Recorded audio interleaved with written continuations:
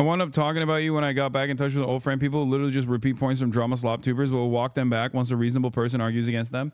Yes. Also, the greatest antidote to those vicious smears is just showing the full context.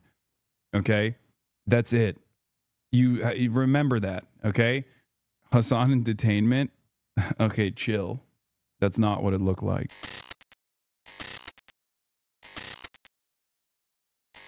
Oh my God. Oh my Lord. Oh my freaking Lord. Oh Lordy. So obviously we got the tariffs. I'm not done with this, the U.S. Israel decoupling a little bit, but one more thing to talk about with Biden, because a lot of people are asking me, hey, what do you think? What do you think about like Kamala Harris now? And the reality of the matter is I've said the same thing that I said last time around, which is that, yes, Donald Trump being a brash maker and his love for like deals that make him look good is unironically playing a role in him taking decisions that the Biden administration never took on purpose. And if the Kamala administration was going to continue along, as she signaled, with the Biden administration's agenda on Israel, that Israel was doing, then so far, depending on what Donald Trump does going forward in the next week or so, I can confidently say that it might even be better. It could be significantly worse still, because as I've said over and over again, that Donald Trump is very malleable. He's endlessly persuadable, and also doesn't give a single shit about the Palestinians, but neither did Kamala Harris. And it's more so a matter of like, who is willing to buck the trend of unconditional loyalty to Israel. And Donald Trump's personal character flaws might have actually played a formative role in him bucking said trend in a way that I don't think Kamala Harris or any reasonable statesman ever would. Does that make sense? Didn't he get fooled after the ceasefire in January? He let it fall apart. He didn't get fooled necessarily. I said I was very cynical. While I was, of course, complimentary and excited at the prospect of a ceasefire, regardless of how it was being conducted, I still maintained the position that, it was most likely for a sinister purpose of re-upping, rearming, and then potentially moving into the West Bank in a more significant fashion. There are a lot of factors here. There are a lot of factors here at play. Okay, there are a lot of factors here at play that I think changed the calculation for Donald Trump and caused Donald Trump to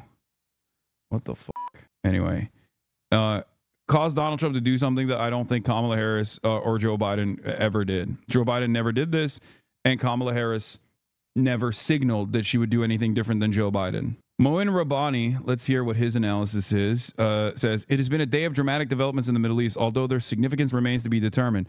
Most importantly, we learned that Washington and Hamas are once again negotiating. The available reports suggest that these talks were conducted indirectly via Qatar and Egypt, and according to some reports, Turkey as well. We're at the table, shouts out, rather than consisting of renewed face-to-face meetings. It is a fair assumption that if direct U.S.-Hamas meetings had taken place, these would once again have been leaked by by Israel in an effort to scuttle them anew. At the same time, Israeli Prime Minister Benjamin Netanyahu appears to have finally realized that under Trump and his Secretary of State Steve Witkoff, Israel's leash is considerably shorter than it was under his predecessors Biden, Blinken, and Sullivan. This is 100% correct, by the way.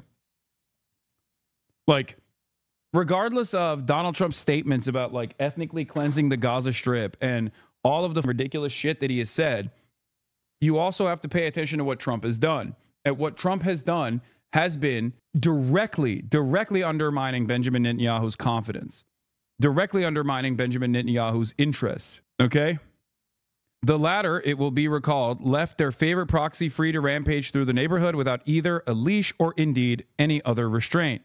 Witkoff's assistant deputy for DEI affairs, Marco Rubio, holds views virtually identical to Biden on Israel, but has been kept preoccupied saving the U.S. from imminent destruction by locking up college students in the swamps of Louisiana.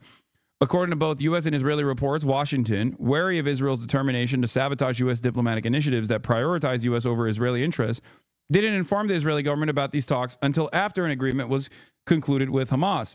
It seems likely that Israel's loyalists in the Trump administration were also kept out of the loop as a precautionary measure.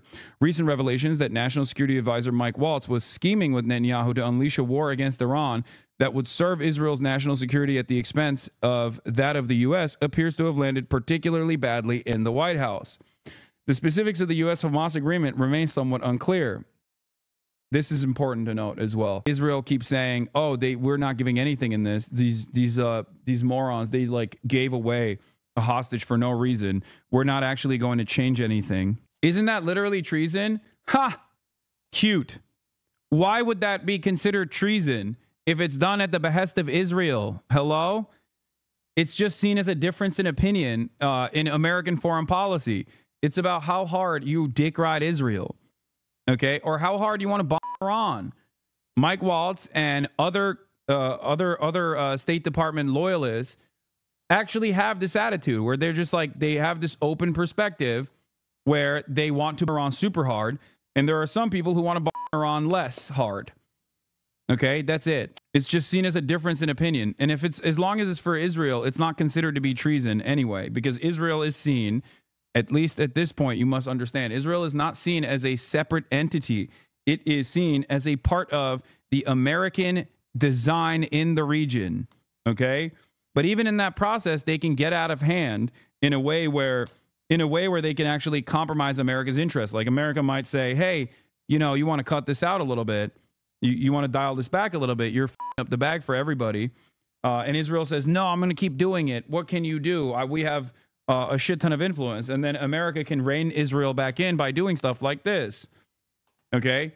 By saying, hey, no, we control all the cards here. Know your place. How do you look at Jared Kushner's entire work in Trump 1 and think he's on your side? I never said that. I don't think that. Careful, reaching nuance overload, buddy. You're losing the libs. I know. I think what's really funny about this is that Trump is a malleable figure who has a hair trigger and is like gets annoyed easily, and that actually is plays.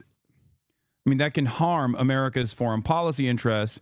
But in this situation, I think it's like causing them to decouple a little bit from the hand in glove approach that they've had so far with Israel. The specifics of a U.S.-Hamas agreement remain somewhat unclear. The only confirmed details are that Hamas will release Eden Alexander, an Israeli soldier who holds a U.S. dual citizenship, and that the Secretary of State Witkoff is traveling to Israel Monday to finalize the handover. I like that Moen Rabbani jokingly calls the real Secretary of State, Steve Witkoff, which is understandable that he's saying that. And he calls Marco Rubio the Deputy DEI Director. They're basically keeping him. They're giving him busy work to just like try and detain U.S. college students for writing articles and stuff, so that he stays busy with busy work like that. If matters proceed as planned, this will once again confirm that for Israel, the release of captives from Gaza Strip is a pretext for genocide rather than genuine political or military priority. It also visibly demonstrates that foreign governments are considerably more and more seriously invested in the efforts to repatriate their citizens than is Israel. This explains the subdued mood, to put it mildly, of the yellow ribbon crowd upon learning of the agreement to release a captive. Witkoff's statement, we want to bring hostages home, but Israel's not willing to end the war. In this regard, rightfully adds insult to injury. Steve Witkoff having that honest moment and stating that we are genuinely interested in bringing the hostages home, Israel is not, is significant. Is significant. Especially when he says that American media has to report on it for once. Jesus Christ. Neither Washington nor Hamas have confirmed any of the agreement's other reported details, apart from a limited suspension of hostilities so that Hamas can safely hand over its captive. Hamas's statement that it's releasing Alexander is a goodwill gesture, and statements by Trump, Witkoff, and U.S. hostage envoy Adam Baylor that the release is being conducted in good faith would appear to confirm that, formally at least, the Palestinians are receiving nothing in return. What they're receiving instead is direct talks in Qatar with America. Israel was not even interested in coming to the table until recently. Once this happened, now Israel is sending an envoy to Qatar to restart the agreements, to restart ceasefire talks. Why are they doing this? Because they don't want to let America cut a deal without Israel at the table. They're gross pieces of shit. That's the reason why Eden Alexander was released today. Do you understand? So now the very same Netanyahu that spent yesterday crying and saying like, oh, we gotta really reconsider our security cooperation. We got to sanitize our security agreement with the United States of America. Will now turn around and try to take credit for it. Okay? Netanyahu is claiming credit and saying, oh, we played a role in this. Meanwhile, he never actually played a role in this. He literally acts deal from happening. Don't forget. May 11th source, U.S. didn't brief Israel on efforts to free Eden Alexander until after a deal was reached. Oh, my God. While Hamas's insistence that captives will only be released in the context of an agreement has once again been validated, receiving nothing in return would seem to make this a rather hollow achievement. From its perspective, it is presumably hoping to use this agreement with Washington to increase Israeli domestic political pressure on the Israeli government to reach a new deal and hoping to generate renewed U.S. pressure on Netanyahu to the same end. It presumably also came under massive pressure from regional capitals to conclude this deal at any cost before Trump touches down in Saudi capital of Riyadh this week. There may be, however, also more to the story. Since the 2nd of March, Israel has imposed an unprecedented siege on the population of the Gaza Strip with zero objection from Washington. Since the 18th of March, Israel has additionally conducted one of its fiercest military assaults on the territory since October 2023, to which the Trump administration has responded with a mixture of support and silence. This was all made possible because Witkoff, who forced Israel to accept the ceasefire agreement in January, during February-March double-crossed Hamas by changing the terms of the agreement after the parties had accepted its terms, and giving Israel license to renounce it when Hamas rejected his machinations. It seems reasonable to assume that Israel convinced Witkoff and Trump it could make a short shrift of Hamas if given one more opportunity, but this time without the purported restraints previously imposed by Biden that prevented Israel from achieving a decisive victory. The problem for Israel is that its military once again proved to be an effective and efficient killing machine, but only a mediocre fighting force, particularly in ground combat. It's one thing to raze cities to the ground, murder scores of civilians, starve an entire population, and dress up in women's lingerie, and quite another to eradicate a well-entrenched guerrilla force, even one as poorly resourced as Hamas. Israel once again repeatedly proclaimed victory while failing to achieve it. From Washington's perspective, Israel has failed to deliver and failed to uphold its end of the bargain. I think this is probably one of the more restrained and reasonable assessments of the situation because it recognizes that the Trump administration, time and time again, allowed Israel to do its death and destruction campaign. Moin Rabbani is brilliant, and I think that it showcases because there are like people want black and white terms on this stuff. Right? They want, oh, Trump no longer believes in Israel. He hates Israel. Or Trump got annoyed by Israel and like wanted to cut a side deal with Hamas directly. But the reality of the matter is you have to look at the totality of the decisions and what the American government has said and done thus far. And you have to also look at the actions that they've taken place, or their inaction rather. And yes, they allowed Israel to do this insane big push for the past 2 months, bombing Gaza relentlessly while simultaneously starving the entire Gazan population. And they didn't say a single fucking thing about that, as everyone was screaming about this annihilationist principle that they were applying, that Israel was applying in the Gaza Strip. So that's important to take note of. So perhaps maybe from the Trump perspective, this looks like the Ukrainian counteroffensive. Not to say there's no moral equivalence between Ukraine and Israel, by the way. I'm simply saying that it might have been seen from the Trump administration as like Israel saying that they're going to achieve their war goals and failing to do so with the time frame that was given to Israel, and therefore Trump was like, all right, I'm cutting a side deal. You're fucking done. What you're telling me is increasingly impossible. With Trump's state visit to several Gulf countries imminent, the images of emaciated and dying children in the Gaza Strip and of many more dismembered by U.S. Supplied high explosives on a daily basis needed to be addressed. That's where the agreement with Hamas came in.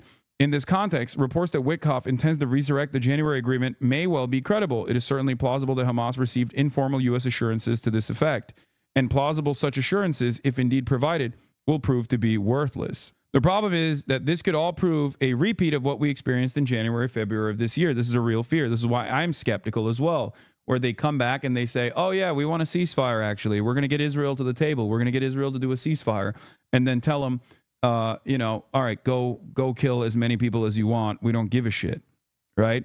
That is a real fear here. I think that's a understandable and reasonable fear to hold on to. in this situation. Back then, Trump forced the ceasefire down Netanyahu's throat, not as a part of a diplomatic strategy to end Israel's war, but as a temporary fix to ensure smooth inauguration, highlighted by a political achievement Biden had been too timid to secure. Once the inauguration was over, the new admin quickly lost interest. In other words, it is entirely possible we'll be back to square one once Trump takes to the skies to fly back to Washington. Israel has repeatedly announced that it intends to escalate its genocidal campaign, yet further if no agreement is reached by the conclusion of Trump's visit. It will therefore be only a matter of days before we learn whether Trump and Witkoff will permit Israel to make good on its intention to prevent any new agreement so that it can escalate yet further. If Washington calls the Israeli offensive off, it would be a sign it's finally serious about bringing this horrific ordeal to an end. So we have to sit and wait for the conclusion of Trump's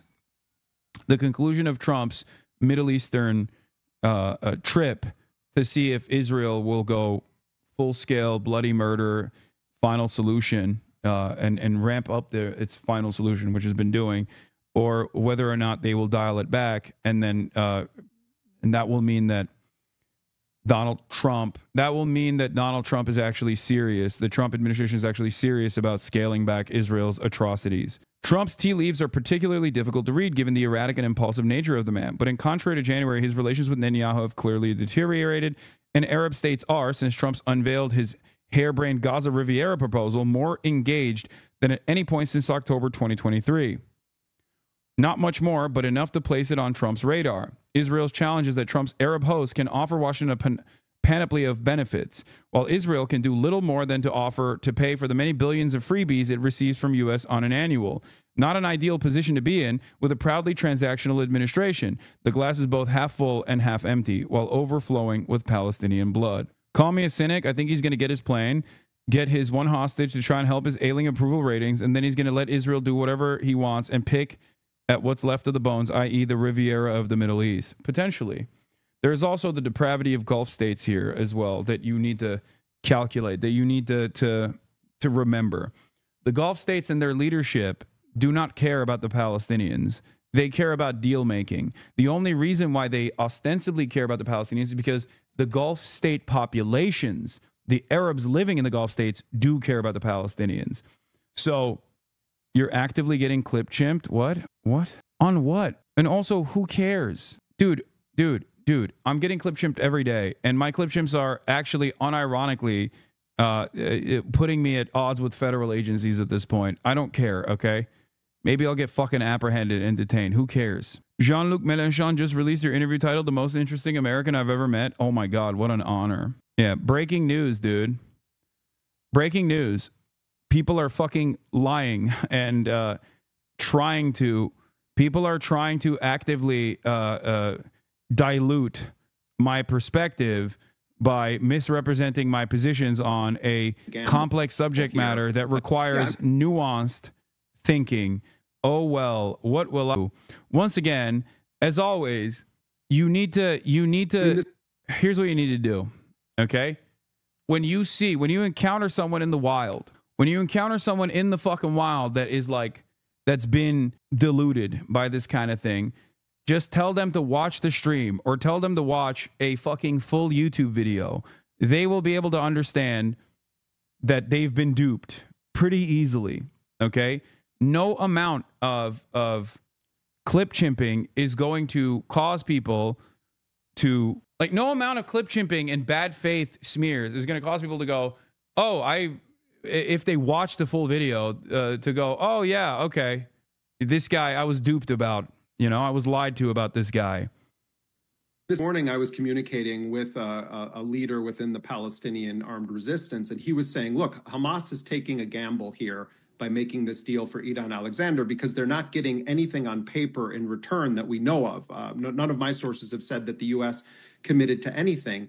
And the calculus here on their part is it relates to what I was saying earlier. They feel that their best shot right now is to try to accentuate the divisions on a tactical level between Netanyahu and Trump in the hopes that Trump then will ultimately force Netanyahu to end the war. That's the gamble that Hamas has taken. Their broader position is we will not release a single Israeli captive unless there is a deal that leads to a permanent ceasefire and the full withdrawal of Israeli forces. I spoke to a senior Hamas official last week about these aid plans that you're talking about, and he said, no one has consulted with us about this. We're not involved with this. And the dime's worth of difference between the Israeli position and Trump's position on how aid should be administered ultimately plays to Israel's agenda. Now, there's also discussion that there may be a summit involving the Palestinian Authority president, Mahmoud Abbas, who's 89 years old, incredibly unpopular, is viewed by Hamas and, in fact, many Palestinians as a collaborator with Israel. It's possible that Trump is going to try to make some deal that circumvents both Israel and Hamas and Islamic Jihad and try to say, well, we're going to make a deal with Mahmoud Abbas. There's a lot of complicated politics behind that. So I would say, Crystal, that what Trump is trying to do with his proposal for having a so-called NGO, which really isn't an NGO, it seems, as you indicated, it's more like a Paul Bremer Coalition Provisional Authority type Iraq 2.0. What Trump is sort of trying to do is get enough aid to say, I'm doing something into the country, but not really linking it to an end to the war. Are we finishing the Context Puke fundraiser? Chatter, do you think I have time to do that today? No, not today. Maybe tomorrow if there is less news, okay? Sometime this week, potentially. Which ultimately is what Netanyahu wants. So, let's see. I mean, and yes, I will have Jeremy Scale on again. I talked to him this morning. Hamas, I think, has shown an ability to really hold out despite the massive human consequences. And I don't see them just folding because Donald Trump wants photo ops in the Middle East. I think we're still in for quite a battle, both diplomatically and potentially militarily on the ground. Now, look, what Netanyahu has responded to all of this in public, all of these reports about Trump and Hamas, Trump and Ansar Allah in Yemen, as I wound up talking about you when I got back in touch with the old friend people who literally just repeat points from drama slop tubers, but will walk them back once a reasonable person argues against them. Yes. Also, the greatest antidote to those vicious smears is just showing the full context. Okay. That's it. You remember that. Okay. Hasan in detainment. Okay. Chill. That's not what it looked like. As sort of saying, well, we're going to go in and conquer all of Gaza. We're going to take all of Gaza. We're going to force the Palestinians into the south, and then we're going to have to try to figure out what third countries are going to take them. So he's really telegraphing, I want to continue this genocide. The question is Trump willing to actually rein him in a serious way? Or is Trump going to try to have it both ways, let it be a little bit calmer for some months, and then it all blows up again, which is basically what happened with the January ceasefire deal. HasanAbi is a coward. Okay, chatter. I am streaming my speech today, yes. Clip chimping Hasan be like, socialist grifter makes fun of his illiterate father. Me and said I can't read this kid. Okay. All right, let's continue. Where was I? So as far as my analysis on like what would be under the Harris administration, I don't know. I mean, in terms of like a lot of the domestic affairs, yes, the Harris administration would not be as fucking belligerent as the Trump administration is. I don't think the Harris administration would be utilizing ICE in the way that like I don't think I'd be detained. Actually, I don't know. I don't know if I'd be detained under the Harris administration, but then again, I don't know, right? Because if you look at what Dana Nessel was doing, she actually prosecuted American citizens in Michigan, student campus protesters and activists in Michigan, which is a blue state under a blue rulership of a blue fucking governor. Okay. And the reality of the matter is Harris never actively said that she would take a different role and change trajectory from Biden on this issue. Okay. So even if she were to do so, it is a major mistake that she never revealed that she would, right? It was costly. It cost her the election. Straight up. So yeah, well, Biden earned the cynical take. My sense is he wanted a ceasefire after May 2024, far too late to his outdated ideological hidebound view of the politics of the region kept him from imposing necessary pressure on Netanyahu to get it. Like, Matt Duss is being far too nice to the Biden admin here. I don't think he fucking ever was serious about this. Okay? Never forget that the Democrats actively handed the keys to the fucking castle to this like incompetent fascist administration because of how much they wanted Israel to keep doing death and destruction. Do you get deported now? No, dude. I'm an American citizen. The fuck do you mean? Where am I going to get deported to? New Jersey? Yeah, they actively lied to the American population to make it seem like they were working tirelessly around the clock for a fucking ceasefire, when in fact new reporting on the matter from the Israeli side shows that wasn't the case. Okay? So, yeah, this is directly from the mouth of Hamas. This step comes after important contacts in which Hamas demonstrated positivity and high flexibility. We affirm that serious and responsible negotiations achieve results in the release of prisoners. However, continuing the aggression prolongs their suffering and may kill them. We affirm the movement's readiness to immediately begin negotiations to reach a comprehensive and sustainable ceasefire agreement, including the withdrawal of the occupation army and the end of the siege, a prisoner exchange, and the reconstruction of the Gaza Strip. We urge the Trump administration to continue its efforts to end this brutal war waged by the war criminal Netanyahu against children, women, and the defenseless civilians in the Gaza Strip. Islamic Resistance Movement, Hamas. So their statement was basically that we did this in good faith. We did a good faith hostage release because America kickstarted the negotiations. So, you know, who knows? But I do like that E.L. Jacoby is pissed. The people who obsess over AIPAC every day are suddenly silent on this. I support President Trump, but if this report is true, I'm deeply disappointed. Qatar isn't an ally. They're jihadists in designer suits who helped 9/11 masterminds evade U.S. justice. Bro, here's what I don't understand. Like, Saudi Arabia is a valuable ally to Israel. Like, they literally did 9/11. You know what I mean? I don't see you having this kind of smoke for Saudi Arabia for some fucking weird reason, you know?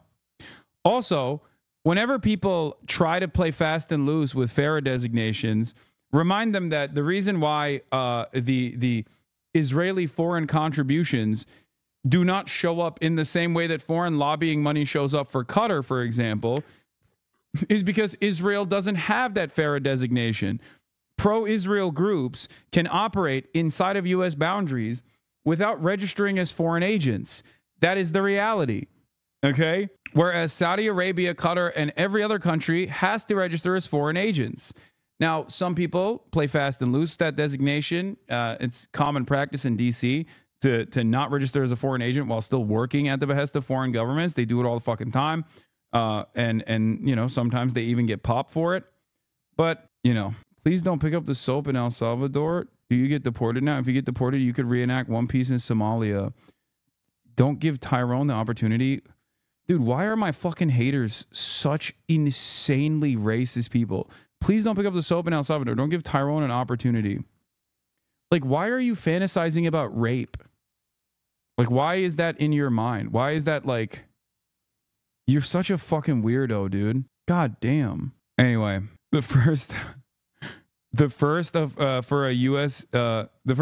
in recent memory. One Trump advisor described Trump's treatment of Netanyahu as one notch above his White House meeting with Zelensky and said influential MAGA voices have worked throughout the spring to resist efforts by pro-Israel lobbying groups and neoconservative Republicans to install Iran hawks and others seen as overly sympathetic to Netanyahu in key national security posts. From the Washington Post. Trump repeatedly bypasses Netanyahu's stoking display among Israelis. Yeah. Anyone who speaks about Qatar this way should also simultaneously be calling for the United States to immediately begin the process of shutting down its military base in Qatar, the largest U.S. military base in the Middle East. Why should the United States have over 10,000 personnel in Qatar, along with some of its most sensitive and valuable military equipment, if Qatar is such an untrustworthy country? Harsh critics of Qatar rarely call for this. Anyway. All right, let's move on to our big, beautiful deal maker. Once again, making big, beautiful deals. Let's talk about China. Donald Trump, as I told you he would, had